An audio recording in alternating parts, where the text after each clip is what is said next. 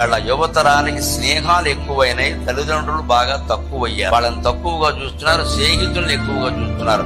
అమ్మ ఒక పని చేస్తే చెయ్యడు, నాన్న ఒక పని చెప్తే చెయ్యడు. ఫ్రెండ్ పిలిచాడనగానే మాత్రం బండి ఆరోగ్యంలో పెట్టి పరిగెట్టేస్తాడు. తల్లిదండ్రుల మాటకి విలువ ఇవ్వడమే చాలా ముఖ్యం. ఉంటారు ఫ్రెండ్స్ ఉంటారు కూడా, రెండింటి మధ్యలో పోటీ లేకపోతే నీ స్నేహితుల మాటకి విలువించుకో. తప్పు రెండింటి మధ్యలో పోటీ వస్తే మా నాన్నగారు ఒప్పుకోరు, మా అమ్మ ఒప్పుకోదని చెప్పాలి ఖచ్చితంగా. అప్పుడు ఆ స్నేహితులు కూడా నేర్చుకుంటారు ఎలా ఉండాలి. స్నేహం కోసం తల్లిదండ్రులని విడిచిపెట్టవద్దు. అలాగే తల్లిదండ్రులే స్నేహితులు అనుకోవాలి. కొంతమంది ఎదిగిన పిల్లలు, ఆడపిల్లలు ముఖ్యంగా ఎలా ఉంటారు, మా అమ్మే నాకు గొప్ప ఫ్రెండ్ అంటారు. తల్లి ద్వారా నేర్చుకుంటారని. బహుశా ఆవిడకి ఇప్పుడు చాలా చిన్న వయసులో పుట్టుండొచ్చు కూడా. యవ్వనంలో ఉండే అమ్మాయి మనస్సు ఏమిటో ఆ తల్లికి తెలిసినట్టుగా వేరే వాళ్ళకి ఎలా తెలుస్తాయి. అందుకని ఊళ్ళో వాళ్ళు ఎవరన్నా అడిగితే మా అమ్మే నాకు స్నేహితురాలు, ఇక వేరే స్నేహితురాలు నాకు అక్కలా అంటే ఆ తల్లి ఎంత ఆనందిస్తుంది, తండ్రి ఎంత ధైర్యంగా ఉంటాడు. ఆ ధైర్యాన్ని తల్లిదండ్రులు ఇవ్వకపోతే బతుకు దండ.